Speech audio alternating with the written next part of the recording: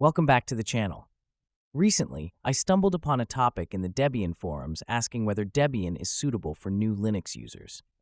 I couldn't help but laugh a little.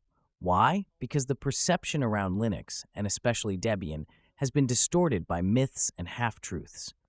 Let's get this straight. I'm not someone who insists on recommending a specific distribution. My video about choosing a distro makes that clear. Pick whatever you want. But when we talk specifically about Debian, things change. Debian is one of the very few Linux distributions that can truly rival proprietary systems in a domestic, professional, or enterprise environment. If you're testing Linux for fun or just experimenting, sure, the choice doesn't matter much. But if we're talking about your main system, where your sensitive, precious data and daily work live, Debian is the obvious answer. We're talking about a project with over 25 years of history, a cornerstone of open-source principles, and a model of transparency and governance.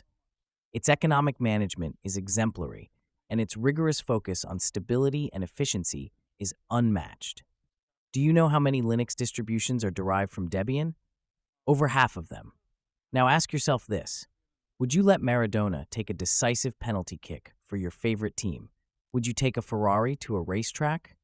Would you let the best heart surgeon in the world perform a surgery? You already know the answer.